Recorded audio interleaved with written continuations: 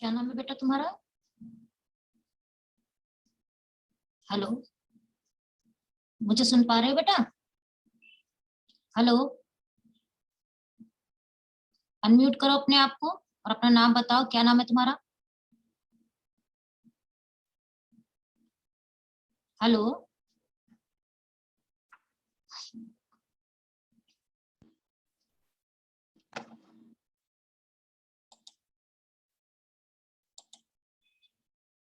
Hello, मेरी आवाज आ रही है बेटा? हेलो,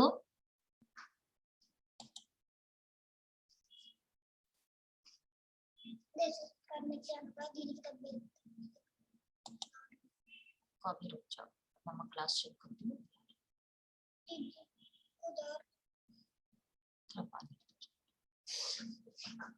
तुम लोग को मेरी आवाज आ रही बेटा? अपने आप को अनम्यूट करके बताओ, तुम लोग को मेरी आवाज आ रही है? हेलो, तुम लोग मेरी आवाज सुन पा रहे हो कि नहीं सुन पा रहे हो?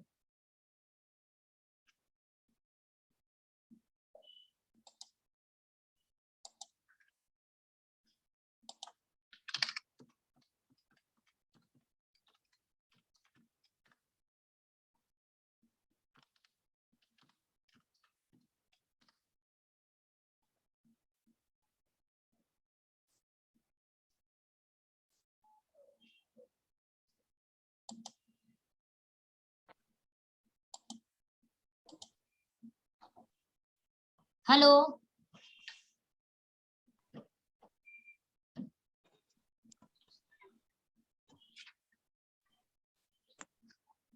हेलो, हाँ मेरी आवाज आ रही बेटा तुम लोग को?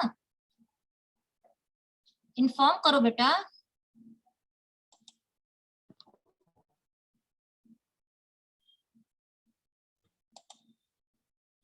हेलो, तुम लोग की आवाज नहीं आ रही है बेटा। ओके, हाँ मैम बोलिए। हाँ आवाज आ रही है ना बेटा? वही पूछ रहे थे। हाँ मैम। देख स्कूल बंद दिया है। 11:05 तक ऑनलाइन हम चला। वेट करेंगे, जितने बच्चे एडमिट हो जाएंगे तो हम लोग शुरू करेंगे क्लास, ठीक है बेटा?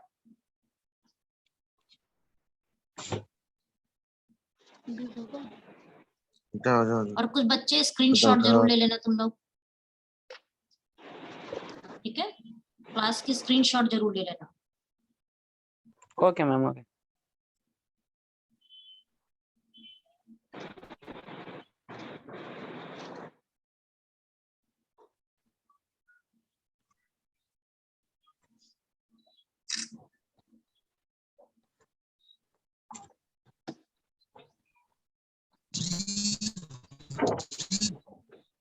तुम लोग अब अपनी आवाजें बंद कर लो बेटा, म्यूट कर लो अपने आप को। आकाश, हर्षित, म्यूट कर लो अपने आप को। हाँ हर्षित बेटा म्यूट करो, जब कहेंगे तब अनम्यूट करना, ठीक है?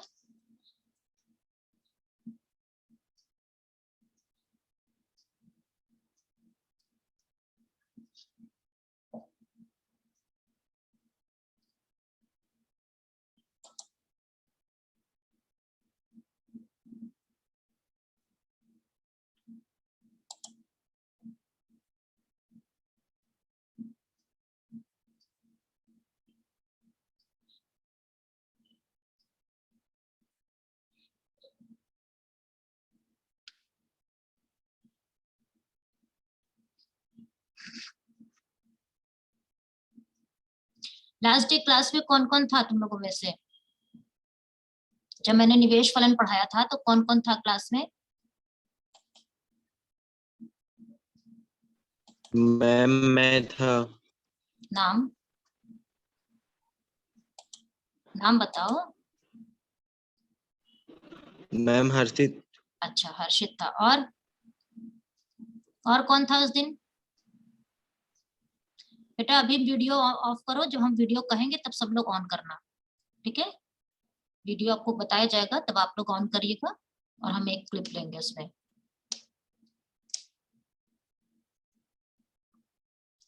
निवेश फलन किस किसने पढ़ा है ये बताओ मुझे, किसी ने पढ़ा है?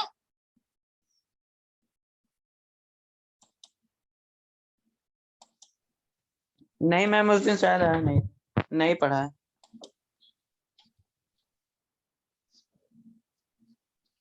चलो आज हम बात करेंगे निवेश फलन की।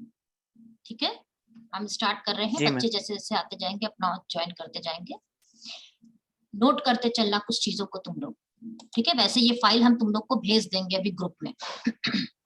इससे पहले उपभोग फलन पढ़ाया था, उसकी फाइल भी हम तुम लोग को भेज देंगे। ठीक है, निवेश ठीक है फलन मैम। का मतलब होता है, निवेश का मतलब है कि जब हम किसी समय अंतराल पर पूंजी में वृद्धि होती है तो इसका तात्पर्य होता है कि वहां पर निवेश किया गया होगा।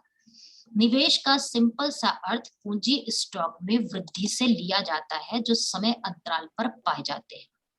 ये जो पूंजी स्टॉक है ये मुद्रा के रूप में भी हो सकता है, वस्तुओं के रूप में भी हो सकता है, वो वस्तु जो पूंजी का निर्माण करती हो, जैसे मशीनरी हो गई, लोक निर्माण हो गया, है ना। कोई भी तरह की चीज जो आपके पूंजी में वृद्धि करे, वो सारी चीजें आपकी पूंजी निर्माण के अंतर्गत आती हैं और वो वृद्धि जो है वो आपके निवेश के कारण होती है। अर्थात एक ऐसा पूंजी का व्यय जो पूंजी में निर्माण करता है या पूंजी में वृद्धि करता है, उसे हम निवेश कहते हैं। ये निवेश कई चीजों पर निर्भर करता है, कई चरों पर निर्भर करता है और उन चरों के मध्य संबंध को हम निवेश फलन कहते हैं। जैसे निवेश जो है ब्याज दर पर निर्भर करता है, निवेश आय पे निर्भर करता है। तो ये जो चर हैं, जिन चरों पे निर्भर कर रहा है, इनके बीच के संबंध को ही हम निवेश फलन कहते हैं। ठीक है, बात समझ में आ रही है, सुनाई दे रहा है आप लोग को? Yes ma'am. हाँ, निवेश जो होते हैं ये कई प्रकार के होते हैं, जैसे वित्तीय निवेश या वास्तविक निवेश।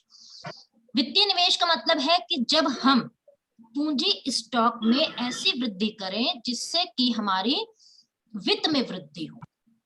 वित्त का मतलब कि हमारी वस्तुओं में वृद्धि ना हो, बल्कि हमारी वित्त में वृद्धि हो। जैसे कि हम घर बना ले, ठीक है, घर का निर्माण कर ले, वो भी आपकी एक पूंजी होती है। चाहे हम सोना को जोड़ करके रख ले, वो भी एक आपकी वृद्धि होती है। ये वित्त है। जैसे आप क्या कहते हैं, शेयर्स खरीद लीजिए, ये भी एक वित्त है। ठीक है, इस तरह की चीजें जो खरीदी जाती हैं, जिस पर कि हम पैसा लगाते हैं और इसकी जो कीमत है वो बढ़ती है, तो इसे हम वित्त कहते हैं। लेकिन अगर हम वस्तुओं का निर्माण करते हैं, जो वास्तव में हम निवेश करते हैं वस्तुओं को, या उत्पादक निवेश भी उसे कहते हैं, जिसमें हम वस्तुओं का निर्माण करते हैं, हम मांग की वस्तु, जो उपभोग की वस्तुएं हैं उसको बना ले, तो ऐसी जो निवेश किए जाते हैं, इन वस्तुओं को बनाने में जो निवेश किए जाते हैं उसे वास्तविक निवेश कहा जाता है। जब हम पूंजी को वृद्धि करने के लिए हम वस्तुओं का निर्माण करें, जो उपभोग की वस्तुएं बनाए, आपकी पूंजीगत वस्तुएं बनाए, तो उसमें जो हम निवेश करेंगे वो आपकी वास्तविक निवेश कहलाएंगे। जबकि हम शेयर्स खरीद के रख ले, डिबेंचर्स खरीद के रख ले, किसी को लोन दे दे, ये सब आपके वित्तीय निवेश के अंतर्गत आते हैं। अर्थात वास्तविक निवेश के 3 तत्व हैं। नई पूंजी का सृजन होना, पूंजी तो सृजित होगी, इसके साथ साथ रोजगार में भी वृद्धि होती है और राष्ट्रीय आय भी बढ़ता है।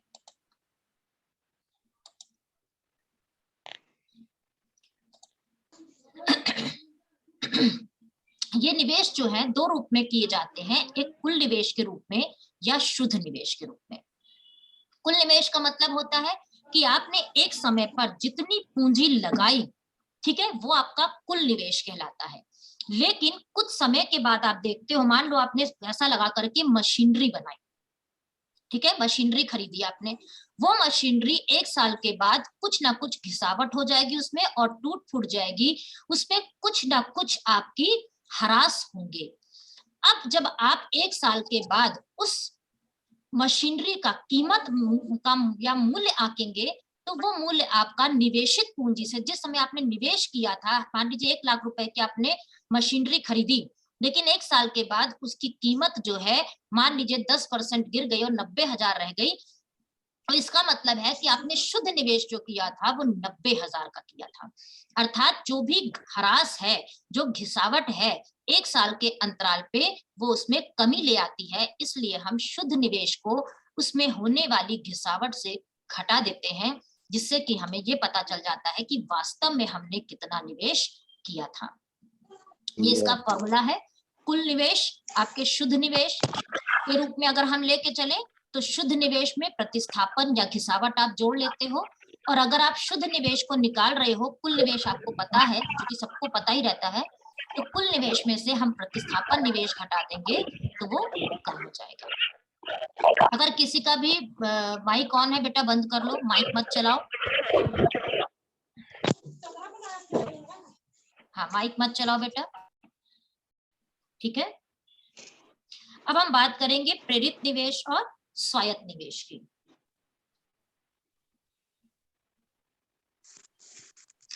स्वायत्त निवेश वो निवेश होते हैं जो आय पर निर्भर नहीं करते। जैसे मैंने बताया कि निवेश जो है ये आय पर भी निर्भर करते हैं, ब्याज दर पे भी निर्भर करते हैं, है ना। बहुत से ऐसे चर हैं जिस पर कि निर्भर करते हैं, भावी आय पे भी निर्भर करते हैं, बहुत से चरों पर निर्भर करते हैं। लेकिन कुछ निवेश ऐसे होते हैं जो आय पर निर्भर नहीं करते, जिसे हम प्रारंभिक करते हैं। हमें यही नहीं पता होता कि अभी मतलब हम निवेश करेंगे, कोई नया बिजनेस हम डाल रहे हैं, कोई न्यू स्टार्टअप हम कर रहे हैं, तो निश्चित तौर पे उस पे किया गया निवेश हमारा स्वायत्त निवेश होता है, क्योंकि अभी हम किसी भी प्रेरणा से ग्रसित नहीं है, अभी हम प्रारंभ रूप में अपना निवेश कर रहे हैं, तो ऐसे निवेश आपके स्वायत्त निवेश कहलाते हैं। लेकिन एक बार निवेश होने के बाद फिर आपको जो आप उससे उत्पादन करोगे तो लोगों की मांग बढ़ेगी तो आप उस वस्तु की या उस मांग को पूरा करने के लिए पुनः निवेश करोगे, यानी कि जो आय पर निर्भर करने लग जाएगा, जो आपकी मांग बढ़ने के कारण आपको प्रेरित करेगा कि आप इन वस्तुओं को पुनः बनाइए, तो ऐसे निवेश जो होते हैं वो प्रेरित निवेश कहलाते हैं। जब आप प्रारंभ में एक बार निवेश करते हो तो वो निवेश आपके स्वायत्त निवेश होते हैं। लेकिन निवेश करने के बाद लोगों को आय प्राप्त होती है, आय प्राप्त होने के बाद वो पुनः उन वस्तुओं की मांग करते हैं, मांग करने के बाद आपको लाभ मिलता है, तो इसलिए आप उस लाभ प्रेरणा के कारण निवेशों को बढ़ा देते हैं। और जब आप निवेशों को बढ़ा देते हैं तो ऐसे किए गए निवेश आपके प्रेरित निवेश कहलाते हैं। ये आपका फलन है, ये वो निवेश है जो आय पर निर्भर कर रहा है। ऐसे निवेश को, ये जो हम फलन यहाँ पे प्रस्तुत कर रहे हैं, जो आय के रूप में दिखाया गया है, ये आपका प्रेरित निवेश को प्रदर्शित कर रहा है। क्यों आय बढ़ने से निवेश बढ़ जा रहे हैं? क्योंकि लोगों की मांग बढ़ती है, और मांग बढ़ने के कारण वो निवेशों को बढ़ाते हैं, क्योंकि वस्तुओं की मांग बढ़ती है तो लाभ प्रेरणा होती है, लाभ प्रेरणा के कारण लोग निवेश बढ़ा देते हैं। ये निवेश आप देख सकते हैं, ये हमने यहाँ पर दिखाया है एक फलन के रूप में, एक चित्र के रूप में इसको प्रदर्शित किया है। ये हमारा निवेश की रेखा है, ठीक है। प्रारंभिक स्तर पे हम Y2 O से लेकर के Y2 तक हम निवेश कर रहे हैं, आय हमारी प्राप्त हो रही है, जिस पर हमारा निवेश जो है वो I2 Y2 पाया जा रहा है। OY2 के स्तर पे I2 Y2 निवेश हमारा पाया जा रहा है। हमारी इस प्रेरणा ने कि हमको इतनी आय मिल रही है, इससे हमें और लाभ मिलेंगे, इस कारण से हम निवेशों को और वृद्धि करते हैं और हम पहुंच जाते हैं I1 पे। जब हम I1 पे पहुंच जाते हैं तो हमारी आय बढ़ करके OY3 हो जाती है। तो ये जो वृद्धि है ये आपकी प्रेरित निवेश के कारण हुई है। नेक्स्ट जो निवेश है, जैसे हमने उपभोग फलन बताए, ये गंदे काम ना करो बेटा तुम लोग, अगर ये सब करना है तो हम क्लास लेना बंद कर देंगे, मिटा रो इसे। आप इस तरह की हरकतें करेंगे तो हम क्लास नहीं लेंगे। रब करिए इसे, आपके कारण दूसरे लोग डिस्टर्ब हो रहे हैं जिन्हें दिखाई नहीं पड़ रहा।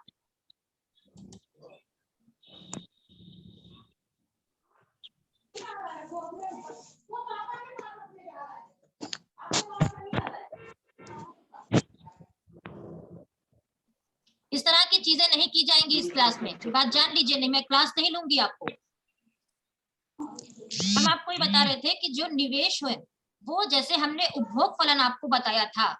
मैं बंद करो वीडियो, अपना वीडियो बंद करिए, हर बच्चा वीडियो बंद करेगा, जब वीडियो कहा जाएगा तब करेंगे, और सब अपने आप को म्यूट रखिए, वीडियो बंद करिए और म्यूट करिए अपने आप को। ओप्पो A37 किस कहा? बंद करो बेटा। कोई बच्चा ना तो अपने आप को अनम्यूट करेगा और ना ही अपना वीडियो ऑन करेगा, दोनों चीजें बंद रहेंगी आपकी जब तक आपसे कहा ना जाए। जब आपसे बताया जाएगा तब आप ऑन करेंगे, और कोई डिस्टर्ब नहीं करेगा क्लास को, ध्यान रखना। नहीं, मैं क्लास नहीं लूंगी फिर इस तरह से, और आप लोगों का कोर्स नहीं पूरा होगा, ये मेरी जिम्मेदारी नहीं होगी। चलिए, जैसे हम बता रहे थे कि उपभोग फलन होते हैं, उपभोग फलन में हमने देखा था कि उसकी दो प्रकार की प्रवृत्तियां थी, एक औसत प्रवृत्ति और एक सीमांत प्रवृत्ति। सेम यहाँ पर भी निवेश की भी प्रवृत्तियां होती हैं। जब हम आय के रिस्पेक्ट में केवल निवेश को देखते हैं कि इसका अनुपात कितना है, तो इसे हम औसत निवेश प्रवृत्ति कहते हैं। ये इसका फॉर्मूला यहाँ दिया हुआ है, औसत निवेश प्रवृत्ति बराबर I/Y। किसी एक समय पर आपने जितना निवेश किया है और उस पर जो आय आपको है, जिस आय पर आपने जितना निवेश किया है, इस अनुपात को ही औसत निवेश प्रवृत्ति कहते हैं। जैसे चित्र में हम देख सकते हैं कि OY3I पर, इस OY3I पर आप I3Y3 निवेश कर रहे हैं, तो I3Y3 अपॉन OY3 जो यहाँ पे आप प्रस्तुत किया गया है, ये आपकी औसत प्रवृत्ति को प्रदर्शित कर रही है। सीमांत प्रवृत्ति जो है, ये समय अंतराल को प्रदर्शित करती है कि आय में होने वाली वृद्धि से निवेशों में कितनी वृद्धि हुई है, ये उसको दिखाती है। सीमांत निवेश प्रवृत्ति अर्थात आपकी आय में वृद्धि से निवेशों में कितनी वृद्धि हुई है, इस अनुपात को दिखाती है। अगर हम इसे चित्र से देखें तो हम OY2 से OY3I हुई, तो हमारी I2Y2 से निवेश बढ़ के I3Y3 हो गए। ठीक है, तो I3Y3 आपके निवेश जो I2Y2 से बढ़कर हो गए हैं, इस वृद्धि से जो आपकी आय में OY2 से OY3 आपकी, बंद करो बेटा, अपने आप को अनम्यूट करो तब बात करो। ये OY2 OY3I होने पर निवेश आपके I2Y2 से I3Y3 हो गए। जो खड़ी रेखा आपकी बढ़ गई है, जो इतनी बढ़ गई है, यही अनुपात जो है आपका, ये I3Y3 माइनस I2Y2, जितनी वृद्धि निवेश में हुई और OY3 से OY2 आपकी आय में जितनी वृद्धि हुई, उसी को ही, अनुपात को हम सीमांत प्रवृत्ति निवेश की कहते हैं। अर्थात OY2 से OY3 गई, यानी Y2 Y3, ये जो आपका वृद्धि है, आप देख सकते हो, ये जो आपकी वृद्धि है Y2 Y3 और आय निवेश में होने वाली वृद्धि ये है, ये दोनों का अनुपात ही, अर्थात I3A, ये वृद्धि आपकी हुई निवेश में, और Y में आपकी वृद्धि हुई है Y2 Y3। ठीक है, ये अनुपात जो है, ये अनुपात ही आपकी किसको प्रदर्शित कर रहा है? सीमांत निवेश प्रवृत्ति को प्रदर्शित कर रहा है। क्लियर है? बात समझ में आ रही है बच्चों आप लोग को? अनम्यूट करके बताइए, बात समझ में आ रही है? Yes ma'am. नेक्स्ट हम लोग आते हैं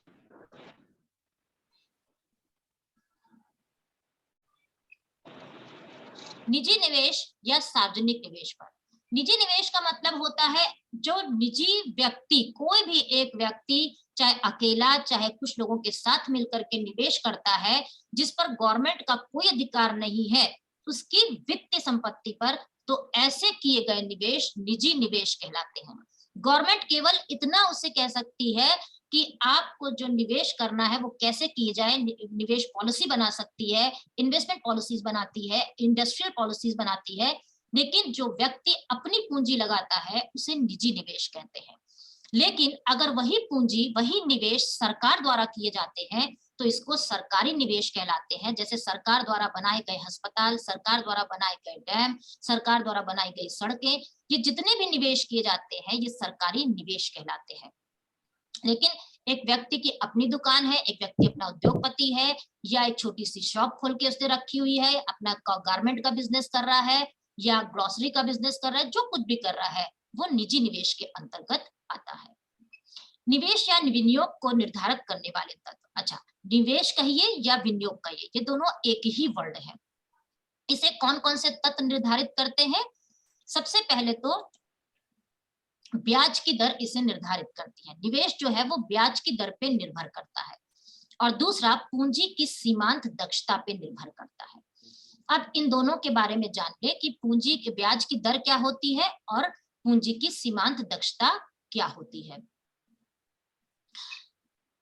पूंजी की सीमांत दक्षता या उत्पादकता, जैसे आपने अभी माइक्रो जब पढ़ा था, जब मैम आपको माइक्रो पढ़ा रही थी, व्यष्टि अर्थशास्त्र पढ़ा रही थी, तो आपने उसमें देखा था कि जो व्यक्ति है जब वो कोई कार्य करता है, ठीक है, तो उसके जैसे जैसे हम उत्पादन में आपने पढ़ा था कि जैसे जैसे हम शॉर्ट रन में या अल्पकाल में व्यक्तियों की संख्या को बढ़ा दें तो उत्पादन प्रारंभ में बढ़ता है, फिर धीरे धीरे उत्पादन आपकी घटती दर से बढ़ता है, यानी कि वो धीमे धीमे बढ़ने लगता है और उसके बाद गिरने लगता है। कौन कर रहा है ये? कौन कर रहा है ये? बंद करिए से, मिटाइए से।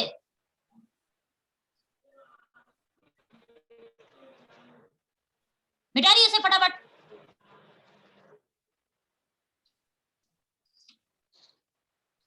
तो जब व्यक्तियों की संख्या अगर बढ़ाई जाती है उत्पादन करने में, तो क्रमशः व्यक्ति के कार्य करने की क्षमता धीरे धीरे कम होने लग जाती है। वो व्यक्ति या श्रमिक एक उत्पादन का साधन होता है। उसी तरह से उत्पादन के साधन में पूंजी भी आती है। तो सेम वही प्रक्रिया पूंजी पर भी अप्लाई होती है कि जैसे जैसे पूंजी की मात्रा आप बढ़ाते जाएंगे, पूंजी की क्षमता क्या होगी? क्रमशः घटती जाती है।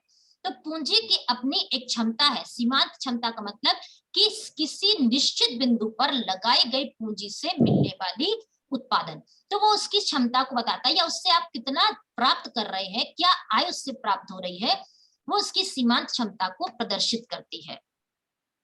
जो पूंजी आप लगाते हैं या अंतिम रूप में लगाई गई पूंजी की इकाई से जो भी रिटर्न्स, जो प्रतिफल आपको प्राप्त होते हैं, वो पूंजी की उत्पादकता को प्रदर्शित करते हैं। जैसा कि यहाँ पर लिखा भी हुआ है, सामान्य रूप से पूंजी की सीमांत क्षमता लागत पर वह अधिकतम प्राप्ति की दर है जो पूंजी परिसंपत्तियों में सबसे अधिक लाभदायक संपत्ति की सीमांत अथवा अतिरिक्त इकाई से उत्पन्न होती है। मतलब अंतिम इकाई या अतिरिक्त इकाई लगाने से, पूंजी की अतिरिक्त इकाई लगाने से जो प्रतिफल हमको प्राप्त होता है वो उसकी दक्षता को प्रदर्शित करता है या उसकी उत्पादकता को प्रदर्शित करता है। ये पूंजी की सीमांत क्षमता या उत्पादकता दो चरों पर निर्भर करती है। एक जो भविष्य में उससे आय प्राप्त होगी, और एक जो उसे आय प्राप्त करने के लिए आप लागत लगाओगे, उस लागत और आय पर निर्भर करेगी। अगर आपकी लगाई गई पूंजी से भावी या भविष्य में मिलने वाली आय बढ़ती है तो आप निवेश बढ़ाएंगे, लेकिन ये आय आपकी लगाई गई लागत से अधिक होनी चाहिए। अगर लगाई गई लागत से ये कम होगी तो आपके भविष्य में मिलने वाली आय कम हो जाएगी और आपके लाभ कम हो जाएंगे और आप निवेश नहीं करेंगे। दूसरा चर आता है ब्याज की दर।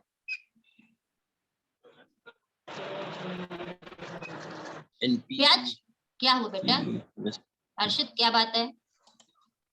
ब्याज की दर से मतलब होता है कि जब हम निवेश करने के लिए पूंजी उधार लेने जाते हैं, कहीं से पूंजी हम क्रय करेंगे क्योंकि पूंजी तुम्हारे पास उतनी होती नहीं जितना निवेश करना रहता है। तो पूंजी जब हम बाजार से खरीदने जाते हैं तो उस खरीदने पर हमको एक ब्याज देना पड़ता है और या एक कीमत देनी पड़ती है, उस कीमत को हम ब्याज दर कहते हैं।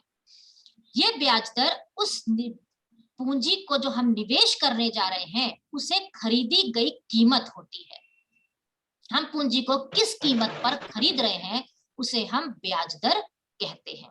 ठीक है, ये ब्याज दर जैसे जैसे कम होती जाएगी तो आपकी पूंजी बाजार में सस्ती होती जाएगी और सस्ती पूंजी की मांग धीरे धीरे बढ़ती जाएगी और लोग ज्यादा पूंजी खरीदना चाहेंगे। लेकिन अगर ब्याज दर ऊंची भी हो और उसके बावजूद आपको ये पता हो कि हम अगर व्यय कर दे, निवेश कर दे, तो भी हमको जो इसमें भावी आय मिलेगी वो ब्याज दर से काफी ऊंची होगी, तो भी व्यक्ति ऊंची ब्याज दर पर निवेश करना चाहेगा। फिलहाल ब्याज दर और निवेश के बीच में विपरीत संबंध होता है। ब्याज दर जितनी ऊंची होगी, लोग निवेश उतना कम करना पसंद करेंगे। ब्याज दर को हम आर से प्रदर्शित करते हैं। आर जितना ऊंचा होगा, निवेश उतने ही, जिसे कि हम आई से दिखाते हैं, निवेश उतने कम किए जाएंगे। और ब्याज दर जितना कम होगा, निवेश उतने ही ज्यादा किए जाएंगे। ठीक है, लेकिन ये ब्याज दर मान लीजिए आपकी 10% थी, ठीक है, तो आपने निवेश ज्यादा नहीं किए, लेकिन अगर ये ब्याज दर घट करके 7% रह गई, तो आपके निवेश की मात्रा, मान लीजिए यहाँ पर 10% पे अगर आप 1000 रुपए का निवेश कर रहे थे, तो आपकी निवेश की मात्रा क्या होगी, 7% होने पर ये निवेश की मात्रा बढ़ के 2000, 3000, 4000 कुछ भी हो सकती है, बढ़ जाएगी। ठीक है, तो ये आपकी ब्याज दर और निवेश के बीच में विपरीत संबंध को प्रदर्शित करता है या नेगेटिव रिलेशनशिप को शो करता है। परंतु ये भी देखा जाता है कि क्या हम जो निवेश कर रहे हैं, मान लो 10% है, 7% नहीं है, ऊंचा ही ब्याज दर है, पर इससे मिलने वाले जो रिटर्न है हमको, वो 10% से भी ज्यादा मिल रहे हैं, तो हम तब भी निवेश करने को प्रेफर करेंगे, क्योंकि हमारे निवेश पे जो हम ब्याज दे रहे हैं, जो हम उसको खरीदने में पैसा दे रहे हैं, लागत दे रहे हैं, उससे कहीं ज्यादा हमको रिटर्न मिल रहे हैं। अर्थात निवेश करने पे लाभ हो रहे हैं, तो व्यक्ति निवेश करना प्रेफर करेगा ऊंची ब्याज दर पे भी। कितने लोगों को ये बात समझ में आई? जल्दी से बताओ, कितने लोगों को ये बात समझ में आई? मुझे मैम बात समझ में आ रही है? जो हम पढ़ा रहे हैं वो बात आपको समझ में आ रही है? कैच हो रहा है आपको? यस मैम जी। हम बात करेंगे कि ब्याज दर और जो भावी आय है, ठीक है, वो उसी चीज के रिलेशनशिप को यहाँ दिखा रहा है, क्योंकि भावी आय हमको कहाँ से मिल रही है? भावी आय को निर्धारित कर रहा है आपकी पूंजी की सीमांत उत्पादकता क्षमता, है ना। तो पूंजी की सीमांत उत्पादकता क्षमता कह ले या भावी आय कह ले, उसी के अंदर का एक तत्व है, उसी पर निर्भर कर रही है क्षमता हमारी। तो यहाँ पर हम कंपेयर कर रहे हैं उसी चीज को जो मैंने अभी आपको बताया है, ये उसी चीज का कंपैरिजन यहाँ पे दिखाया जा रहा है। ये आपकी पूंजी की सीमांत उत्पादकता को दिखाने वाला वक्र है। ये जो आपका कर्वेटिक वक्र दिखाया पड़ रहा है, ये पूंजी की सीमांत दक्षता को दिखा रहा है, जो ये बता रहा है कि जैसे जैसे आप पूंजी की मात्रा बढ़ाते जाएंगे, उससे मिलने वाली दक्षता आपकी क्रमशः गिरती जाएगी। बेटा अनम्यूट कर लो अपने आप को। जैसे जैसे आप पूंजी की मात्रा बढ़ाते जाएंगे, आपकी दक्षता गिरती जाएगी। किसी ने रेज हैंड किया, क्या पूछना है बेटा आपको? कुछ आपको पूछना है?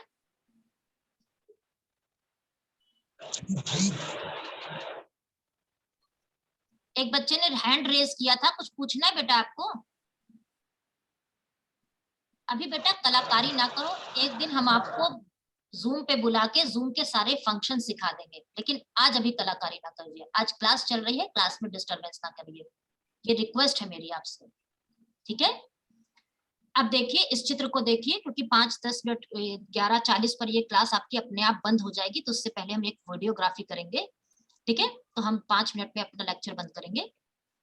ये जो लाइन आपको दिखाई पड़ रही है, ये आपकी पूंजी की सीमांत दक्षता है, जो पूंजी के क्रमशः K2, K1, K0 जैसे जैसे हम पूंजी के क्रम को बढ़ाते चले जा रहे हैं, उससे मिलने वाली उत्पादकता धीरे धीरे कम होती जा रही है, ठीक है। तो ये आप नियम पढ़ भी चुके हैं कि ह्रासमान उत्पादकता आपको प्राप्त होती है जैसे जैसे आप बढ़ते जाते हैं, सीमांतता आपकी गिरती जाती है। ये आपने उत्पादन के नियम में पढ़ा हुआ है व्यष्टि अर्थशास्त्र में। ऐसा क्यों होता है, इसके बारे में चर्चा हम बाद में करेंगे। आप उसमें पढ़ भी चुके हैं कि ऐसा क्यों होता है। अभी हम यहाँ पर केवल ये देखेंगे कि जैसे जैसे हम पूंजी को बढ़ाते जाते हैं, उससे मिलने वाली दक्षता धीमे धीमे कम होती जाती है। अगर मान लीजिए R2 ब्याज दर पाई जा रही थी, इस R2 ब्याज दर पे आपकी पूंजी की जो दक्षता है वो ये I से प्रदर्शित की गई है इस बिंदु पर, जिसको कि हम नाम दे दे मान लीजिए A का। ये बिंदु हमारा ए पॉइंट है, ठीक है, जिस पर आपकी ब्याज दर और पूंजी की दक्षता बराबर है। इस बिंदु पर आपके निवेश कितने हो रहे हैं, OK2 के बराबर आप पूंजी लगा रहे हैं। लेकिन जब ब्याज दर गिर करके R2 से R1 रह जाती है, इस बिंदु पर आप आते हैं, तो यहाँ पर आप अभी K2 ही ब्याज आपकी निवेश हो रहे थे, तो आप निवेशों को क्या करेंगे, बढ़ा देंगे और तब तक बढ़ाते जाएंगे जब तक कि आप बी बिंदु पर नहीं आ जाते, क्योंकि इस बी बिंदु पर पुनः क्या हो रहा है, आपकी ब्याज दर आपकी सीमांत उत्पादकता के, निवेश की सीमांत उत्पादकता के बराबर हो जा रही है। ठीक है, बात समझ में आ रही है, क्लियर है? Yes ma'am. तो आप पूंजी को क्या करेंगे, K2 से K1 तक बढ़ा देंगे, जिस कारण से आपकी क्या होगी, पूंजी बढ़ जाएगी। यानी कि जब ब्याज दर गिरती है तो हम पूंजी को बढ़ाते हैं, और जैसे ही पूंजी को बढ़ाते हैं, पूंजी से मिलने वाली उत्पादकता क्रमशः गिर जाती है और गिर करके ब्याज दर के बराबर हो जाती है। R1 से R0 पे गए तो यही प्रक्रिया फिर प्रारंभ हो गई और हम K0 पर जाकर के निवेशों को रोक देते हैं, क्योंकि यहाँ पर ब्याज दर आपकी I के बराबर हो जाती है या पूंजी की सीमांत दक्षता के बराबर हो जाती है। क्लियर है, बात समझ में आ रही है? हाँ जी मैम।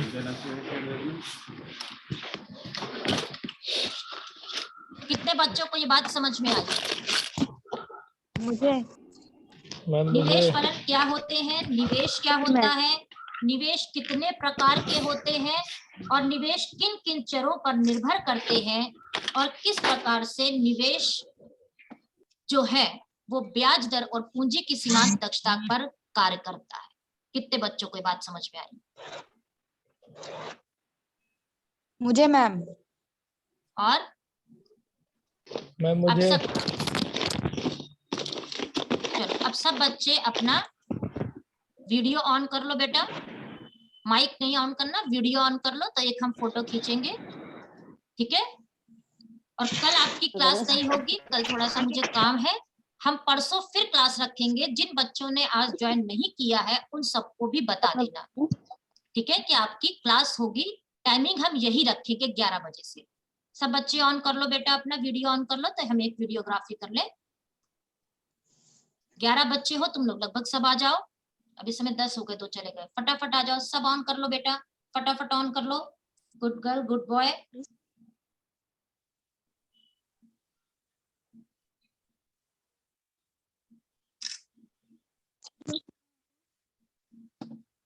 ठीक है, कल हम लोग फिर से इसी परसों, सॉरी, कल हम क्लास नहीं लेंगे। निवेश फलन में तुम लोग को कोई भी दिक्कत हो, ये फाइल जो हमने अभी शेयर करी थी, ये फाइल आप लोगों को हम भेज देंगे, आप उसे देख लीजिएगा, उसे पढ़ लीजिएगा, ठीक है? उपभोग फलन की फाइल भी हम भेज देंगे, जिन्होंने नहीं पढ़ा था। जो भी डाउट आपको हो तो आप कल तक उसको आराम से देख लीजिए, व्हाट्सएप पे हमको भेज दीजिए कि हमें ये डाउट है मैम, हम नहीं समझ पाए हैं, इसे हम क्लियर करना चाहते हैं, ठीक है? तो आपके हम डाउट क्लियर कर देंगे, और परसों जो आपकी क्लास लगेगी वो हम बता देंगे। आपका टाइमिंग यही 11 बजे रहेगा, लेकिन उसमें हम क्या पढ़ाएंगे इसको हम लोग तय कर लेंगे, ठीक है? नेक्स्ट, क्योंकि अभी आपका गुणक और त्वरक है, तो हम गुणक पढ़ाएंगे, परसों हम गुणक पढ़ाएंगे। क्लियर है? ओके, तो अब आप लोग धीरे धीरे एक एक करके अपने आप को लीव करते जाइए। सब बच्चे अपने आप को लीव कर ले बेटा। वेलकम बच्चे।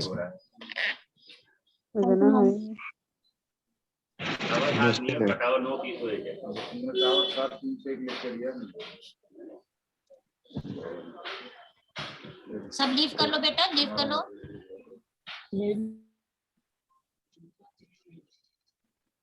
सारे बच्चे लीव करते जाओ, लीव पे क्लिक कर दो और ओके कर दो। हाँ, सब बच्चे लीव कर लो। हर्षित लीव करो।